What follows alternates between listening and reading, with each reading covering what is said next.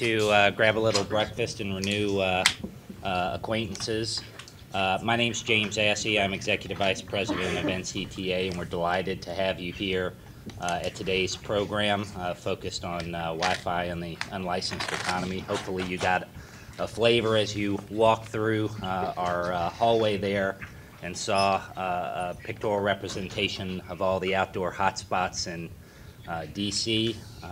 The unlicensed economy is obviously very important, and we're very proud in the cable industry to play our part in it, in helping to drive today over a network of over 200,000 outdoor hotspots and home networking. So we are very interested not only in the present but also in the future of this very innovative space that consumers increasingly turn to. So with that, I want to turn the microphone over to our MC for today, Fernando Laguarda with Time Warner Cable, who will set the context for today's discussion and introduce the panel. But again, welcome, and thank you for being here. Fernando. Thanks, James. Thank you, James, and thank you to NCTA for your hospitality here. Appreciate the opportunity. And thank you all for coming. Turns out the Prime Minister of Pakistan has disrupted traffic, the weather as well, but you all made it, so very appreciative of that. Welcome for this discussion. The Time Warner Cable Research Program on Digital Communications was established with the purpose of promoting scholarship on important policy topics for our industry, for the communities we serve. And it's a real pleasure to be here today with Michael Calabrese to talk about his recent report, Solving the Spectrum Crunch, Unlicensed Spectrum on a High Fiber Diet. Michael is founding director of the Wireless Future Project at the New America Foundation, a nonprofit think tank here in Washington. He's an expert on spectrum policy and has served since 2009 as a member of the Commerce Department Spectrum Management Advisory Committee and a consultant to the President's Council of Advisors on Science and Technology, and he'll speak first on his paper. Following Michael, we'll hear from Rob Alderfer, who is Strategic Analyst at Cable Labs. Rob served previously as Chief Data Officer of the Wireless Telecom Bureau at the FCC, and before that he was responsible for communications policy at the Office of Management and Budget. Rob is one of the industry's deep thinkers on spectrum policy and strategy, and we are delighted he could join us today, so thank you, Rob. Finally, following Rob, we'll hear from Mike Roudi, who is Senior Vice President for Mobile Services at Time Warner Cable. Mike is responsible for overall strategy and general management of Time Warner Cable's wireless and intelligent home monitoring products. He will be sharing the experience of a marketplace participant rolling out Wi-Fi services to consumers. After Mike, we'll have a discussion among the panelists and take questions from the audience, which I'll moderate. You can find the paper at the twcableresearchprogram.com. Also, hopefully you picked up a copy today. You can follow the research program using the Twitter handle @TWC_RP. The event today is being webcast by the New America Foundation, and you can find that newamerica.net events, Solving the Spectrum Crunch. So we welcome our viewers online as well. Everyone here and online can also join the conversation using the hashtag Wi-Fi paper, all one word. So by way of background, James already said a few words. I'm also wanting to add my own. Time Warner Cable is a leader in deploying indoor and outdoor Wi-Fi networks in metropolitan areas and surrounding communities. Wi-Fi expands the reach of cable broadband and provides benefits to the broader community as well. We are particularly proud of our role in emergency response following Superstorm Sandy in the New York, New Jersey areas, and large public events like the Democratic National Convention in our city of Charlotte, North Carolina. Cable operators, as James mentioned, have invested heavily in Wi-Fi, setting up more than 200,000 access points around the country, with more being deployed every day. And Time Warner Cable and other major cable operators teamed up in 2012 to provide a reciprocal wireless broadband access using unlicensed spectrum for each other's subscribers nationwide. So as we've expanded our deployment of Wi-Fi, usage has also been expanding dramatically. And we believe that that usage will continue to grow, and the demand for ubiquitous Wi-Fi coverage will continue to grow. So there's no question in our mind that the growth of Wi-Fi demand is going to overwhelm existing spectrum designations. In the US, more data is carried over Wi-Fi than any other internet path, and the primary spectrum used for Wi-Fi, the 2.4 gigahertz band, is clearly under pressure and could be exhausted, some say, by the end of 2014. So today's event could not be more timely. Michael's paper describes marketplace trends in more detail and makes the case for a balanced spectrum policy to address consumer appetites for mobile, data-intensive applications, taking advantage of all the technical attributes of wireless and the robust capacity of wireline networks. The paper, we believe, makes a compelling case for the importance of unlicensed spectrum as a component of federal spectrum policy. So without any further ado, please welcome Michael Calabrese.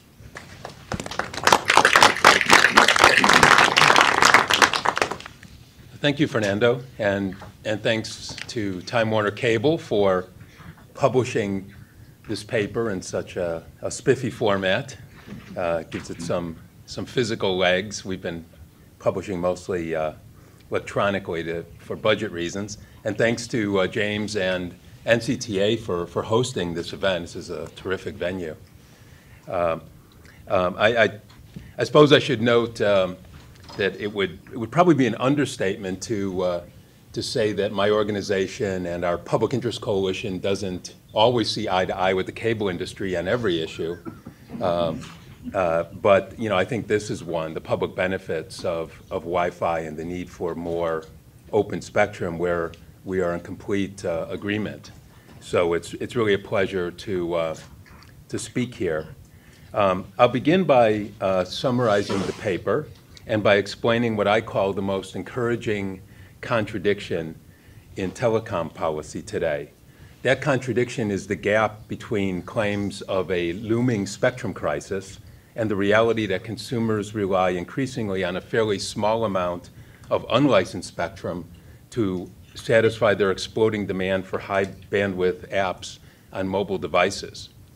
Just 6 short years ago, before the iPhone, virtually all mobile device traffic traveled over cellular networks, that is, over exclusively licensed spectrum and carrier-provisioned cell sites and backhaul. Today, less than 2/3 of mobile data traffic travels over cellular networks, a share likely to fall below 20% within a few years. The rest is transmitted a very short distance at low power over unlicensed spectrum and into wireline networks at home, at work, and in an increasing proliferation of public spaces. The paper describes this mushrooming Wi-Fi offload trend and argues that a balanced policy that prioritizes more licensed and more unlicensed spectrum can replace the spectrum crunch with bandwidth abundance.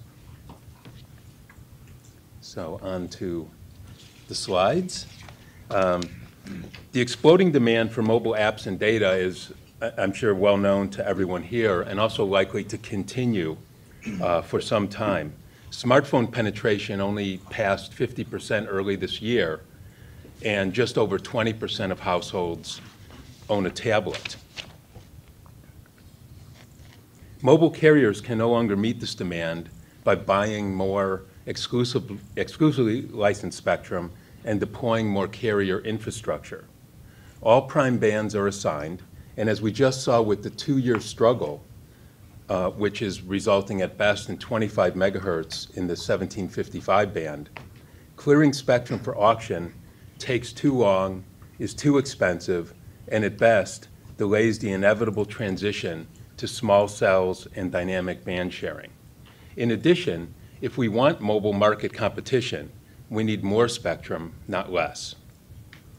Luckily for both carriers and consumers, Wi-Fi has been offloading a rapidly growing share of total mobile data traffic. According to Cisco's VNI, Wi-Fi is offloading roughly 35% in the US. But other surveys say this is much more. For example, this chart is from a European Commission study that was published in August. And using software in a sample of tens of thousands of devices by Mobidia and Informa, the EC estimated that Wi-Fi is already offloading 60% or more of total mobile data traffic in Western Europe, and projects this share will rise to 80% by 2016. To truly understand how Wi-Fi and small cell offload can solve the spectrum crunch, it is critical to distinguish between two very different types of mobile device use. First, there is truly mobile use, in a car and on the go. But much more commonly, there is nomadic use, indoors, at home, at work, in a cafe, a hotel, or outdoors, near enough to a wireline connection for Wi-Fi offload. This chart shows the results of a survey by Cisco, which found last year, which found that 2/3 of all mobile device use is at home or at work. Only 10 to 15% of the time are users on the go, or outside the sort of retail and public spaces that increasingly have Wi-Fi access. Wi-Fi and high-capacity wireline connections, hence the high fiber diet, are becoming ubiquitous in all the places consumers most commonly use high bandwidth apps, such as video streaming and video calling. And happily, video, which is driving mobile data demand, is also the most nomadic. More than 85% is watched indoors and within Wi-Fi distance of a wireline LAN. Surveys also show consumers prefer to connect via Wi-Fi. This chart from Cisco's user surveys shows consumers clearly prefer Wi-Fi because of its lower cost, higher data rates, and better performance in general. One irony is that Wi-Fi is a windfall for mobile carriers as well. A study by Consumer Federation of America last year estimated that carrier costs would be $20 billion higher if they had to deploy the additional cell sites and backhaul needed to carry data traffic currently offloaded over Wi-Fi. In Europe, the European Commission study that I mentioned estimated that current savings are $35 billion across the 27 Eurozone countries, and they estimate this will be $200 billion by 2016. With sufficient competition in mobile markets, the EC study noted that most of these enormous savings will be passed along to consumers as increased consumer welfare.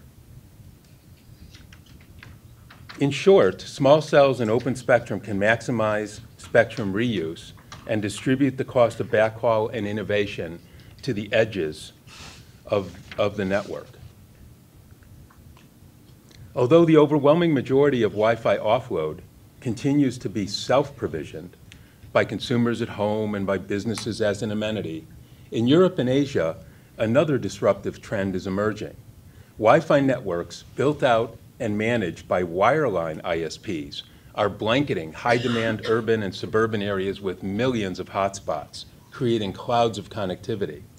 In the UK, British Telecom, the Ma Bell of England, has turned 5 million of its wireline customers into public hotspots.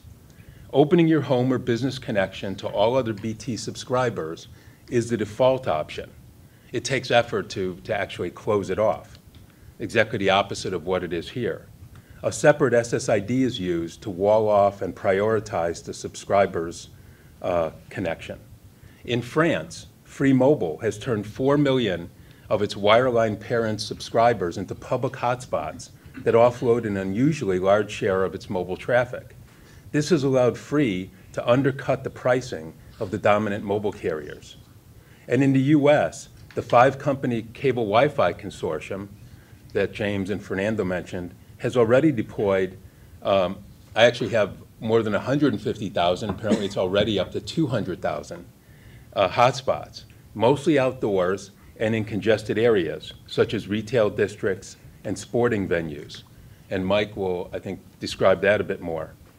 Comcast announced this summer it is effectively adopting the approach of BT and the Phone Consortium in Europe. And with 20 million subscribers, Comcast could easily blanket its service areas with a cloud of Wi-Fi connectivity. As these examples suggest, 3 models are emerging for the build-out of carrier-managed Wi-Fi. One is public hotspots and hot zones in busy retail spaces and congested areas. This is what AT&T has done with its more than 32,000 hotspots, and likewise Time Warner Cable, which has more than 15,000 and growing rapidly. A second model incorporates Wi-Fi extensions of wireline networks, and that's what I described is going on with British Telecom, Free Mobile, and soon Comcast. A third model, still in development, envisions fully integrated HETnets that seek to offer a more cellular-like experience with automatic Wi-Fi detection, authentication, roaming, and seamless handoffs between the macro and Wi-Fi network. So at some point, and China Mobile, among others, is working on this, you could even maintain your session as you move from the macro cell into the Wi-Fi or other small cell zone. Of course, a limiting factor on this road to mobile bandwidth abundance is more access to unlicensed and shared spectrum with a variety of propagation characteristics. As you will hear shortly from Rob, Chairwoman Clyburn is correct in warning that the 2.4 gigahertz band, the so-called Wi-Fi band, is becoming congested in precisely the areas where small cell offload is most beneficial. I'll conclude by acknowledging that the FCC is clearly embracing this challenge. There is currently a trilogy of active rulemakings that will determine if consumers and Wi-Fi offload providers will have nationwide access to a robust amount of unlicensed spectrum with the needed variety of propagation characteristics and different bandwidths. The first and most controversial of these proceedings is the 600 megahertz incentive auctions. Auctions and repacking will inevitably result in a net reduction in unlicensed access to the currently vacant TV channels, so-called TV white space. We all acknowledge that.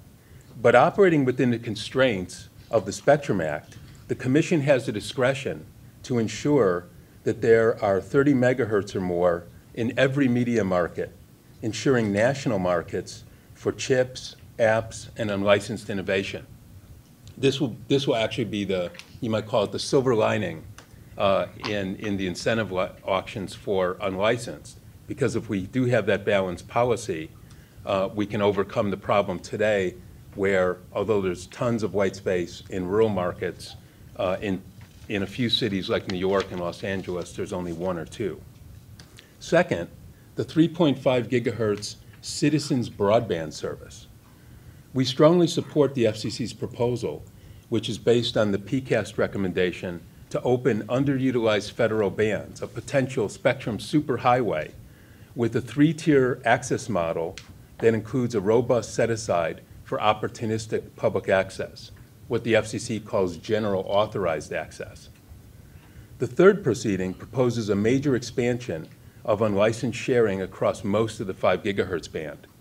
We fully support the Commission's proposal to create as much as 775 megahertz of contiguous unlicensed access for indoor and outdoor use, thereby enabling the new high-capacity 802.11 AC Wi-Fi standard, which promises the potential for gigabit Wi-Fi, channels as wide as 80 megahertz and even 160 megahertz. Well, thanks for listening, and I'll look forward to your comments and questions later on.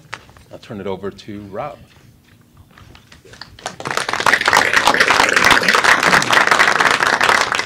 Thanks, Michael. Well, this is great. You have to write the paper, and I just sit here and opine. So So thanks again for the paper. I think it's really relevant and timely, and it's an important contribution to the spectrum policy discussion here in Washington for a number of reasons. One that I want to highlight in particular is the last point you mentioned around 5 gigahertz.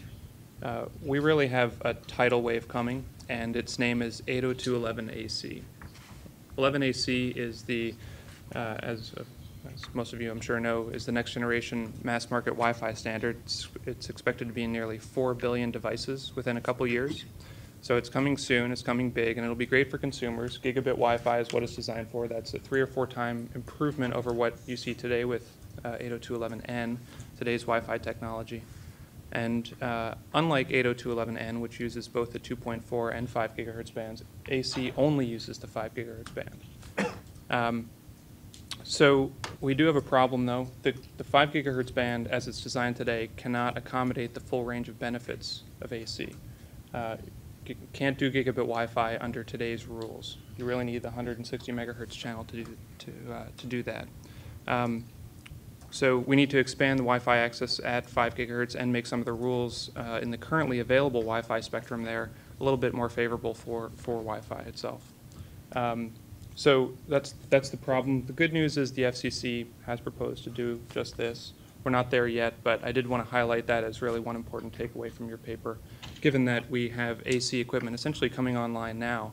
It's in some of the higher-end smartphones. If you go into Best Buy, you can get an access point with AC. So it's really a timely issue and one that we need to address. But I also wanted to take a step back and just reflect a little bit on why we're all here. Wi-Fi is incredibly important to consumers, and I think that's often lost in some of the discussions we have around spectrum policy in Washington. A lot of the focus tends to be on mobile, and I was certainly guilty of this in my time at the Commission. I spent a lot of time thinking about mobile spectrum and maybe not quite so much thinking about Wi-Fi. But if you look at the numbers, it really makes this point. In terms of the total broadband traffic, if you look at the share carried by different modes, mobile is about 1% by some estimates. Wi-Fi, closer to half. Fixed line is the other half. So that really tells you something about how crucial Wi-Fi is to the broadband ecosystem. And actually, some of the relevant forecasts of late have been shifting toward emphasizing even greater growth on the Wi-Fi side and slower growth on the mobile side, in part because, and this is intuitive, it kind of makes sense to anyone in this room that has a data plan these days. We went from a couple years ago with mobile data plans that were unlimited. You didn't need to think about it, you just picked up your phone. Now, with shared data plans, you have a monthly fixed quantity of gigabytes that you need to adhere to. So that makes you think about it when you pick up your phone. And I think that really drives consumer behavior. So, Wi-Fi is important not just for consumers, but if you look at it from an efficiency standpoint, which I think is important consideration in the policy space, it really drives this point home. If you take those shares of traffic that I was just talking about and line it up against capacity offered by mobile and Wi-Fi, wireless capacity available, you can get a sense of the efficiency comparison there. And it's pretty stark. Doing some back-of-the-envelope calculations, by my estimates, Wi-Fi is about 30 times more efficient than mobile on a bits per hertz basis, so the amount of information sent through a given amount of bandwidth. So that's pretty significant. So Wi-Fi, really important to the broadband ecosystem overall, important consideration in the policy space. And as Michael mentions, it's also an important complement to the mobile ecosystem. You note a Juniper study that predicts by 2015 about 2/3 of all mobile traffic will be offloaded, and about 90% of that offload is over Wi-Fi. So why is that? Well, if you think about the alternative, offloading to mobile small cells, there are a number of headaches and factors that need to go into that don't exist in the Wi-Fi space. So when you're offloading to mobile small cells, you need to think about interference between the macro cell and the small cell. You need to think about how to acquire the real estate, the physical presence to deploy the small cell. You need to think about backhaul from the small cell. All of that is generally already in place with Wi-Fi hotspots. So it makes sense that carriers are offloading a significant amount of traffic to Wi-Fi. And the upshot of that, as you note, is significant capital savings to mobile operators. A couple of the studies that you put up there, Consumer Federation had about $20 billion a year. The EC study was a little higher, $35 billion. And I think the higher end of that range sounds about right to me. And I based that on some analysis that we did at the commission when I was there. Some folks in this room had a hand in it. I won't name names. But essentially, we looked at the benefits of making mobile spectrum available. And we did that from the perspective of savings to carriers, similar to the conceptual approach in the studies you note. And we found that over about a 5-year period, savings to carriers from making more mobile spectrum available would be about $120 billion. That's a pretty big number. And that was entirely a function of cost savings to carriers relative to a world where they need to handle all mobile traffic over the mobile network itself. So the same goes for Wi-Fi. It's also cost savings to carriers. So I think that's just one more data point and interesting, interesting recontextualization of some analysis already done at the commission. So, often when we hear about the mobile and Wi-Fi sides of the spectrum debate, it can be adversarial, but I don't think it needs to be. I think it's really not an us versus them. It's really just us. We all have a stake in Wi-Fi, and we all have a stake in making it better. So, one way to do that, obviously, is spectrum, and I'd like to just take a minute and make this link explicit between the Wi-Fi benefits that you note in your paper and the need for more Wi-Fi spectrum. And there are a couple ways to do that. There's the technical approach and the economic approach. So from a technical perspective, you can look at whether or not we'll need more Wi-Fi spectrum by lining up the growth you'd expect in Wi-Fi traffic against the available wireless capacity. And we've done that at Cable Labs. We have a paper available on our website if you want the details, but the upshot is we think the trend is pretty clear. We will need more Wi-Fi capacity in the relatively near term. Now, a few obligatory caveats, of course, here. So whenever you do an analysis like this, you need to do some averaging. Capacity is very location specific, so your mileage may vary. But if you care about national spectrum policy, you do need to do some averaging.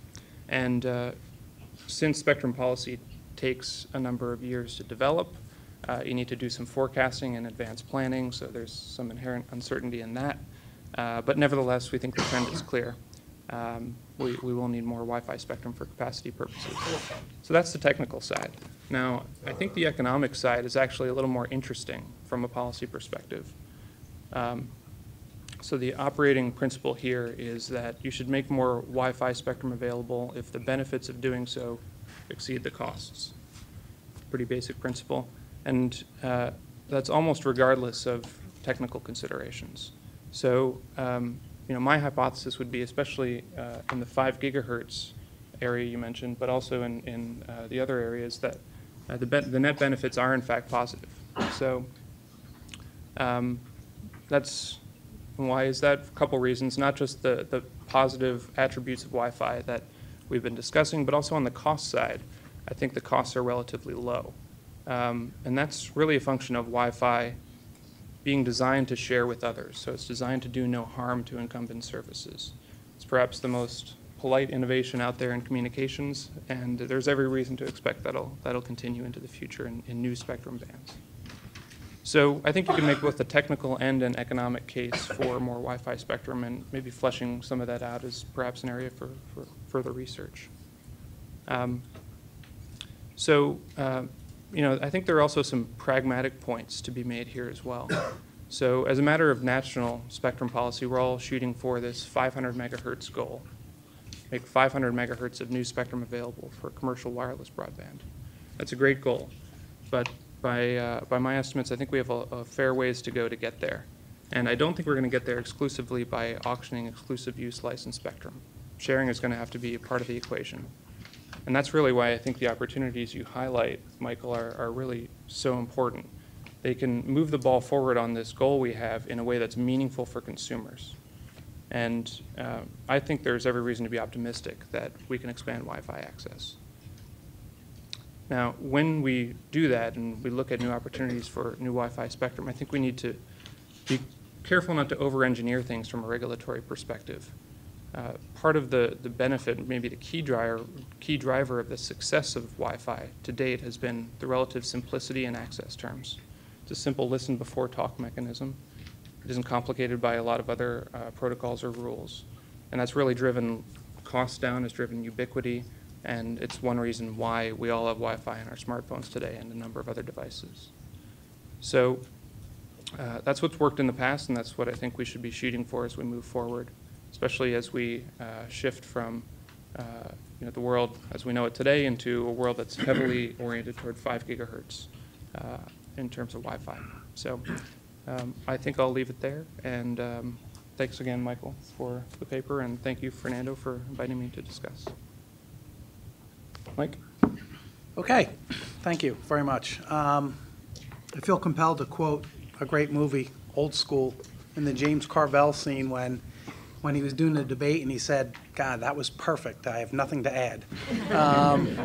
But I thought what we'd do today is maybe change gears a little bit and provide you a little context in how we're actually using Wi-Fi at Time Warner Cable and sort of putting it to practical use, because we think it's been one of the great new product deployments that we've had over the last couple of years. As Fernando said in the beginning of the kickoff of this, we've been on a bit of a journey, and there's some of us in the audience here who've tried multiple ways of participating in the mobile and wireless industry. And I think what we found over time is that Wi-Fi is truly the natural extension for anyone that operates a wireline network. I mean, I think that goes without saying, but we actually use a term in my group. We've been talking about offloading all day here. I always think about it as onloading, right? We operate a broadband network with millions of customers. I want to keep my customers connected to the internet for as long as possible. And in just a few short years ago, post the iPhone launch, the relationship that Time Warner Cable had with its customer ended the second they walked out their front door. So we've lost our relationship with them. And the beauty of deploying a Wi-Fi network is it allows us to stay not only connected with our customer, but more importantly, the service we provide to our customer is that we keep them connected at all times.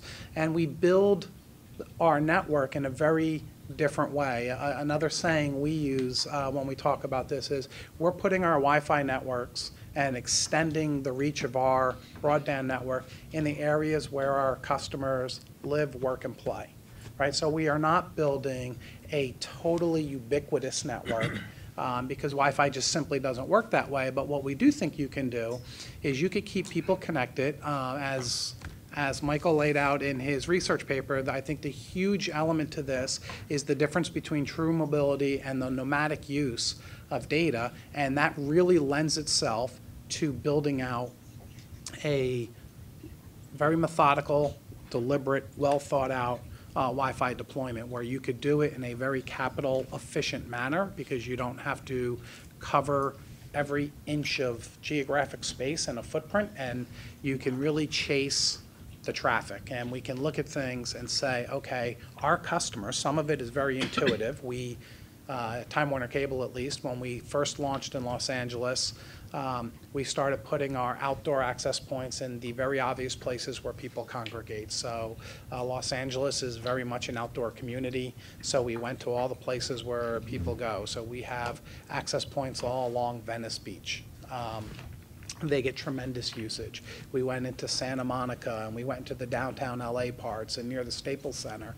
And then we started finding less obvious places where people want to use internet, and it really boils itself down to where people congregate, that's where they're going to want to start using mobile data. And frankly, while we probably overthink some of these things, if you just simply think about where you launch your own data services, that can pretty much get you where, so on Saturday morning when you're at the Quick Lube, getting your car oil changed or your tires changed, those are phenomenal places to put Wi-Fi internet access. You don't need to put them down the highway corridor because, as as both Rob and Michael said, hopefully you're not using the internet at that point. I have 3 teenagers. I know that's not always the case.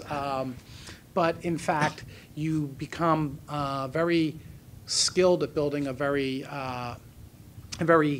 deliberate network, as we like to call it. So, so it really lends itself. We think Wi-Fi is perfect, absolutely perfect for sort of giving people always-on connectivity when and where they need it. And that's what we've been doing for the last couple of years. So as we've mentioned a couple of times, you know, we at Time Warner Cable have deployed well over 20,000 public access points.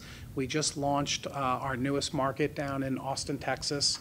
And we lit up, if I live in Dallas, so I could speak very eloquently about the geographic marketplace. But if you think about Austin, it's a classic college town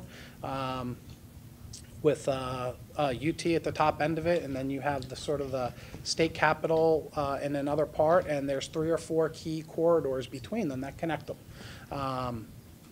Congress Street, 6th Ave, there's areas down by Barton Creek, and you don't need to put hundreds of cell sites around the perimeter of this and sort of blast the entire area. What we found to be very effective is if you cover the key corridors where all the shops and the parks and the cafes and the bars are, you could pick up all of a vast majority of the availability that people want to use internet access. So it turns out to be a very interesting and I think compelling way to sort of extend the reach of broadband networks to the consumers and frankly to our commercial customers as well. So so that's kind of how we are building our networks. And one of the 2 key attributes that we're seeing that I think lend themselves very well to sort of what we're talking about today is the value of the Wi-Fi networks that we're all deploying are their availability and their ease of use.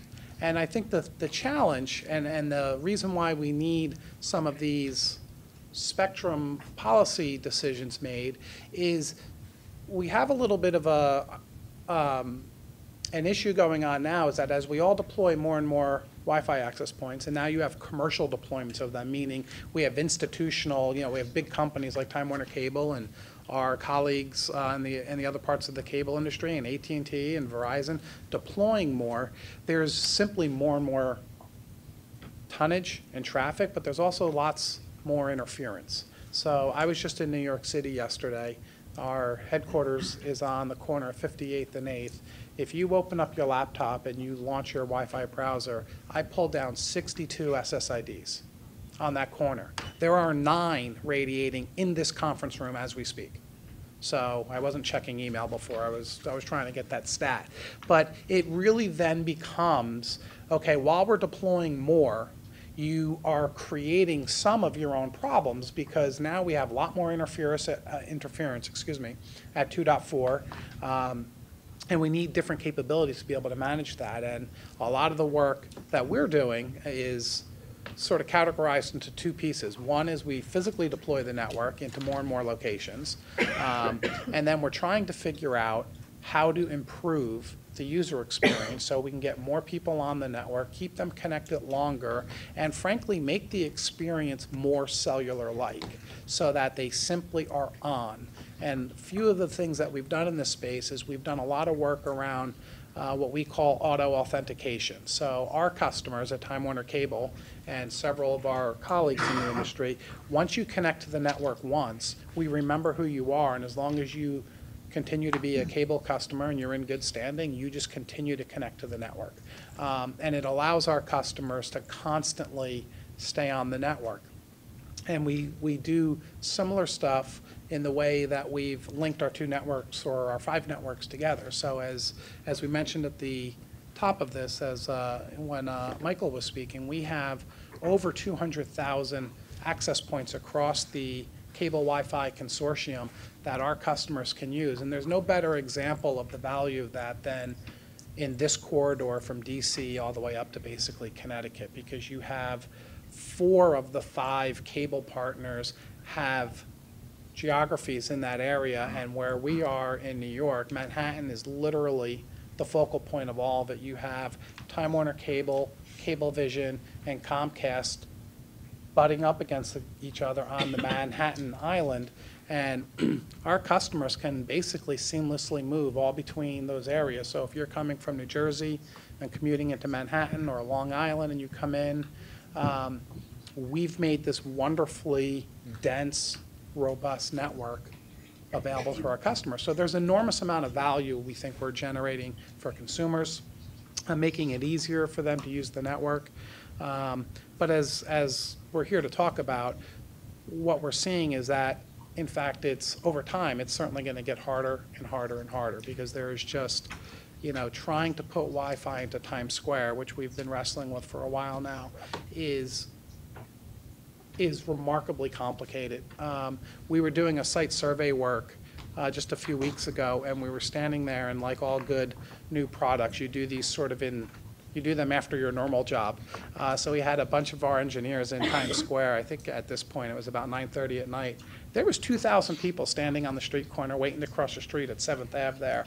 And you're just looking and you're saying, my God, you can't, I would have to put an access point as big as this conference room just to capture the traffic on the street corner. And it's, and you have all this interference. So the need to have more capacity and more spectrum available to us to sort of manage that process is just remarkably important.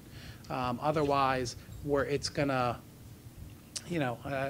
not to be sort of doom and gloom about it, but you don't want it to sort of implode on its own success. And so, we think the research paper and the comments that Michael and Rob made are just spot on, accurate, and it's a great benefit to the businesses and to our consumers, and we want to make sure that we can enhance that and put more and more customers onto the networks, as opposed to getting into a situation where we're sort of managing traffic on and off of the networks. So that's kind of all I wanted to add to this. Everything else would be a repeat. So with that, I think we'll kick it back over to Michael or Fernando and do some Q&A work. Thank you, Rob. I wanted to give Michael a chance to respond to the comments that were made, and then we'll take some questions from the audience. Before doing that, one observation, just in general, and to allow Michael to collect his thoughts if he needs to before responding. The conversation, certainly in Washington on policy matters when it comes to understanding this nuance, I think is a little bit behind the times. If you listen to what's been said about usage, clearly consumers are choosing Wi-Fi, but when asked about policy, I think that we still are in this either-or kind of mobile, wireless versus wireline dichotomy, and I think it's kind of interesting in terms of understanding consumer attitudes and in terms of further research to really think about this nuance where you've got consumers who are using all of these great new devices and Wi-Fi enabled devices that are migrating between the different networks. What matters to them is the ubiquity and being able to use what they want to use when they want to use it. But then there's a lot on the back end that has to be done, and the policy has to recognize it. So, Michael, did you have any responses or reactions before we take questions? Yeah, I could mention, I guess a few different things occurred to me as I was listening. I agreed with, and I was happy not to hear any criticism, but at least directly. Maybe that's coming. Yeah, right. Yeah, no, I hope so. But, and this is obviously a moving ball where moving target where I say it's, over 150,000 and it's already over 200,000 cable Wi-Fi hotspots. So when Mike mentioned, I think it's a great term, onload instead of offload. It made me think about, those same companies I mentioned, Mobidia and Informa, that did the monitoring, the sample monitoring for the European Commission study that said that Wi-Fi offload is being, grossly underestimated.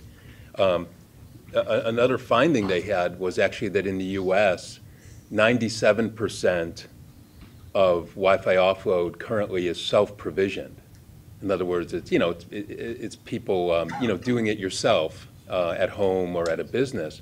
And what that underscores, I think, is the enormous potential if particularly these wireline industries like the cable industry builds out in this way, because that's all going to come on top of the self-provision, which is right now, almost all of the onload or offload. So we're going to have onload on top of offload, and I think that has an enormous potential to increase ubiquitous access at affordable prices.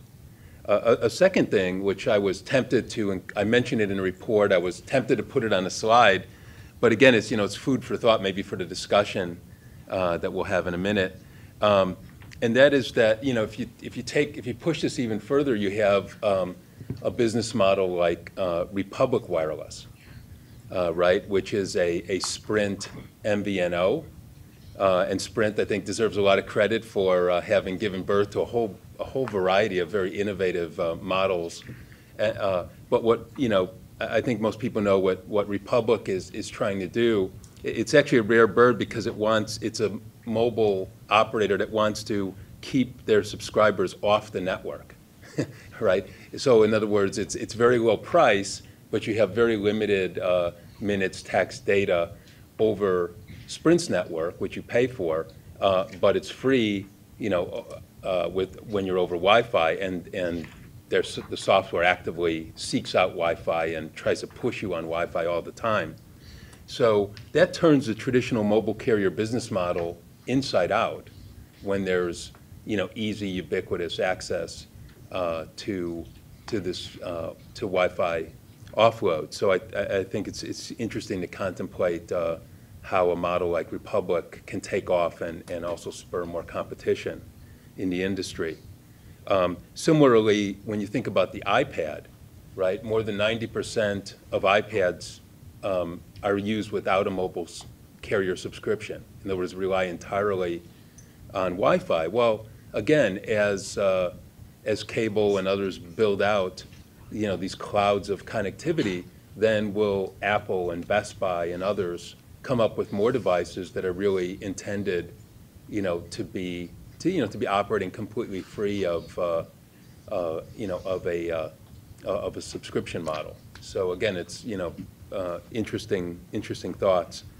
A third thing is that I thought about, and this is kind of on the opposite end, which is that these carrier provision networks will increase mobile broadband access, speed, and affordability, but only, we have to keep this in mind, only if there is an underlying wireline network, right? So this is not going to do much good if too many people, in a sense, cut the cord, or in areas where you don't have, fast wireline networks, because it's all premised on that being underneath.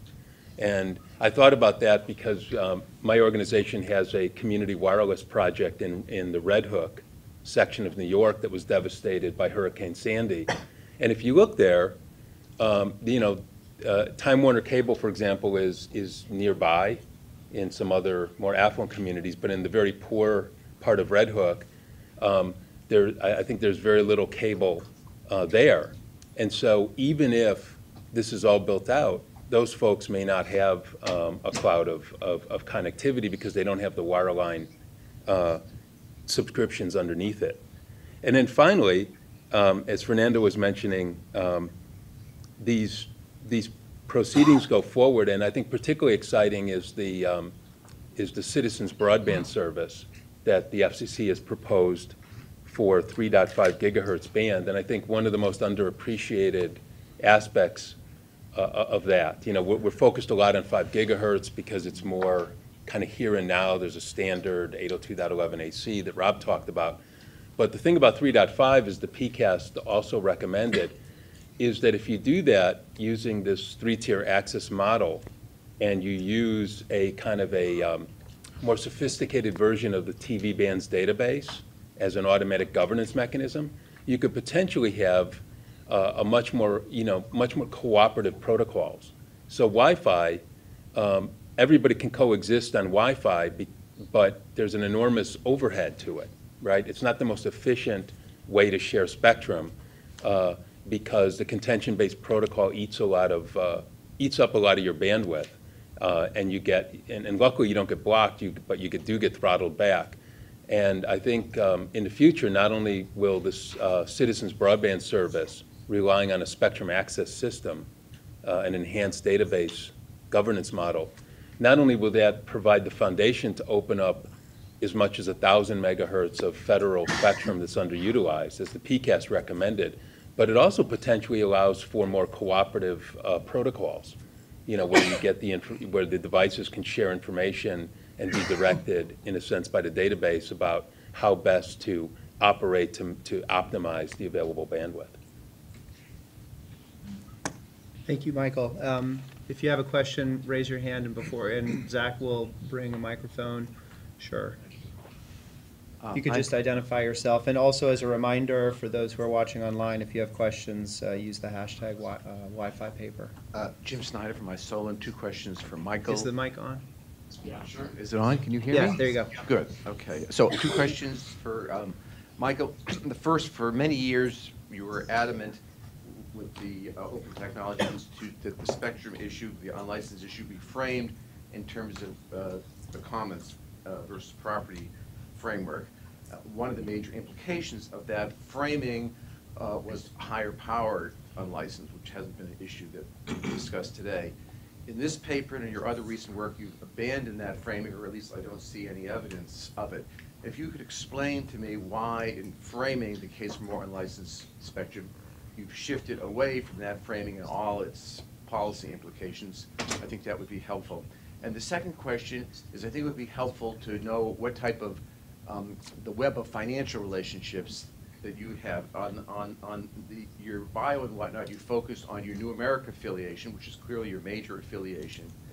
Over the years, Google has provided major in-kind contributions, and to a lesser extent, Microsoft.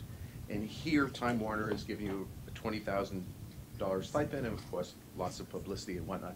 But if you could just explain, there's nothing wrong with those things. I think it makes it you're much more interesting and credible, and you have important political actors pushing your ideas.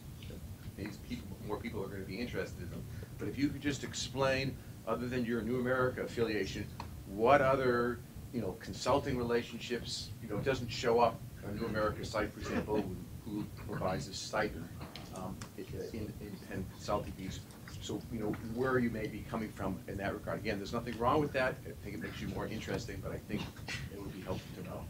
I think, Michael, on the framing question, because I think that had to also come up in terms of the work on the paper. That would be particularly, I think, useful to think about sort of your discussion and how you set out this particular research. I think we can take other questions offline. Oh, sure. Yeah. Although I will mention on the latter point, there wasn't. I think the Time Warner research program does give these larger stipends that are mentioned at the back of the report to more in-depth research projects. So that wasn't something that I received, although Time Warner Cable is one of a half dozen companies that contribute to our work at New America, including Google, Microsoft, Dish, Sprint, and a couple others. So that's great. We get, like most of the nonprofits, we get a diversity of contributions, although most is from foundations. On the other issue about higher power, yeah, I think it's just become increasingly clear that the need is really for small cell solutions. That spectrum reuse is the great need. One of the things I believe I mentioned in this paper, I have in others, is that Marty Cooper, who's familiar to folks as a kind of primary inventor of the cell phone at Motorola, calculated that something like 95% of the increase in mobile capacity has not come from more spectrum or even from more spectrum efficiency, from technology, but simply from splitting cells and from spectrum reuse.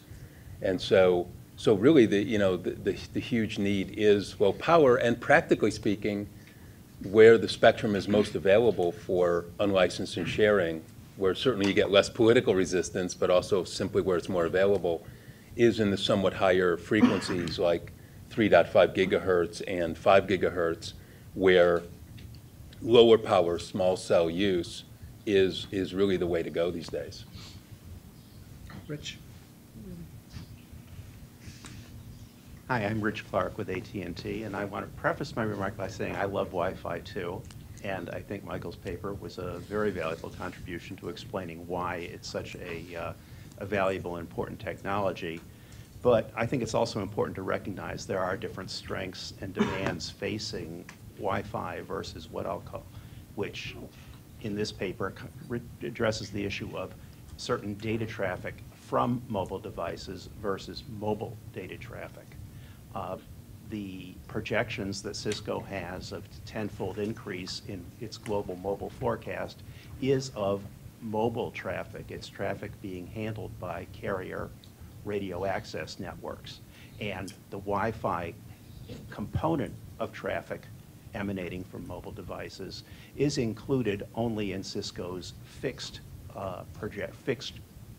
broadband growth projections. And just it's important to note that both of those are growing hugely, and so that there are substantially growing demands for mobile traffic. But going back to this issue that we keep on coming at, the reason why Wi-Fi has been so great is because it does allow very efficient reuse based on small cells. And small cells, particularly in the 2.4 and 5 gigahertz range. But the concern that we look at is if you see Wi-Fi going into the lower frequency ranges, like 600 megahertz, what you're going to do is both, you're going to start having the cells interfere with each other, so therefore the density of Wi-Fi hotspots is going to have to be cut to maybe 1/4 to 1/8 of the density and reuse of those frequencies that you get in the 2.4 and 5 gigahertz. And also the question of, how do you enable casual use of these things? So I'm wondering if you could address this issue of how efficient is Wi-Fi in this lower 600 megahertz, and how the proposed methods for sharing Wi-Fi hotspots are going to handle issues like related to legal issues like liability for the use of the connection and keeping of logs for who's using a connection at a particular time and those various things, because it's exciting, but I think it's very complicated. And you only have 5 minutes. But Michael, you can, or if Rob and I or Mike think want Rob, to jump in also. That's a pretty big too. question. I mean, but one thing I'd note is what's efficient, and and the mobile carriers have the same perspective, right? Is to have spectrum with a variety of propagation characteristics to meet different needs. So for the same reason, so you mentioned 600 megahertz spectrum, the TV white spaces. Really, that's important. It's important to have that for the same reasons that, AT&T and Verizon, for example, are dominant carriers because they have sub-1 gigahertz spectrum. It was that initial free grant of spectrum in the 800 megahertz band, and then the fact, that they got most of the 700 megahertz spectrum that makes them their quality of service better and so dominant, because what it gives you, unlike, say, 5 gigahertz may give you, in the future, we hope, these very wide channels for the 802.11 AC, the gigabit Wi-Fi. But 600 megahertz gives you coverage in rural areas. So the WISP, there's about 2,000 wireless internet service providers in rural areas that are clamoring for the spectrum to reach customers with an affordable amount of infrastructure. And it gives you better in-building penetration. And you would adjust the power accordingly. So you may only use it at, well, in fact, you can only use it in most cases at 40 milliwatts, in which case you can kind of get through the walls close by, but you can still get a whole lot of reuse. So it's really having this diverse ecosystem of spectrum in the low band, medium band, high band together, and putting that all together as you architect the network. That would really, if all that was integrated on a chip, it would really I think, be super potent for connectivity. Yeah, I'll just add, I think the interesting thing about low-band unlicensed spectrum is not necessarily the high data rate throughput that you might see with AC, for example. So I doubt you'd see as much video traveling over low-band unlicensed that you would see at 5 gigahertz, for example. But what is interesting to me is the coverage piece that Michael mentioned. If you think about what consumers expect from wireless services, it's coverage, capacity, and reliability, right? So right now, Wi-Fi has capacity pretty well locked, but coverage not so much. Reliability depends. But imagine a world where we had the ability to make a Skype call from our phones on a Wi-Fi access point as we're walking down the street without fear of losing that connection, for example. So that's low data rate, but you know, a very valuable service and one you don't need huge bandwidth for. So you know, I think that, to me, that's what's intriguing about low-band unlicensed spectrum. I don't know, Mike, does that make sense to you? Could you see that sort of Yeah, no, usage? it makes total sense. I mean, I think that is, as we all mentioned, the challenge with Wi-Fi is the coverage and is sort of the, you know, it is not a ubiquitous product. So to the extent that you can get some spectrum in the lower range, you could extend that footprint, and you can now, you know, using my Time Warner Cable, using my Times Square example, instead of having, you know, access points on, you know, multiple access points on every single corner of a building there, if you have a better array of spectrum available to you that's in those, you can expand that coverage down the block and provide a greater service to the consumers and the customers that are all walking through that area. So today you frankly don't get that opportunity. Great, thank you. We have time for one more question. Michael, do you? Hi, Mike Sullivan, Wilkinson Barker. I'd like Michael Calabrese to expand on his point.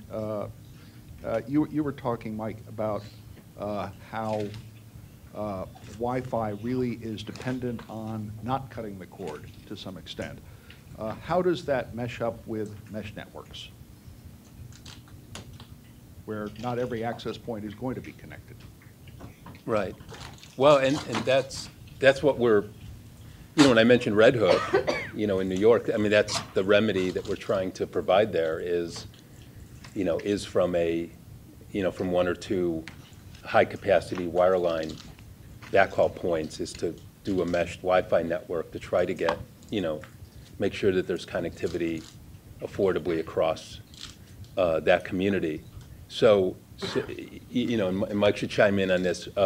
Mesh Wi-Fi, you know, can allow you to extend further and further away from that wireline backhaul. But, you know, it has its own additional costs and complications. So I think what, you know, what we were talking about, describing in, you know, today that's happening with these clouds of connectivity being leveraged off wireline networks, such as, you know, BT is done in England. I had up here 500,000 hotspots in London or free mobile in Paris. You know, that's really easiest and most economic and just in place if you have a fast wireline connection, and if those, you know, if we can get fiber up and down, you know, every street and get everybody connected, you know, that sort of wireless connectivity will be, will be much easier. No, I totally agree. You know, I think it's a great point that you bring up. I would say it's a degree of mesh networking certainly enables you to not have to provide facilities backhaul to every single access point. But I sound like a broken record. But if you're in New York City and you're trying to deploy a network, you have to literally crack sidewalks and do construction to bring facilities to a single access point. That's not very efficient. So there's absolutely a role for mesh networking. So a facilities provider can provide those services. but it's just a degree of dependency on it, right? You still have the underlying network, and frankly, even on, traditional cellular, you're bringing facilities to a cell tower where you have to backhaul it. The value is that cell tower, there's one every, every square mile or whatever. In a Wi-Fi world, they're every couple of 100 feet. So you are 100% still, and the way I always describe it to people is Wi-Fi by its very foundation, by its very definition, is an extension of the wireline network. So the cutting the cord part of that is a little bit of a dichotomy of how you should think about this, because it's really the extension of the network, making it more available, not less available. Thank you, Mike, and that's going to have to be the last word. Thank you all very much for attending. Please give our panelists a round of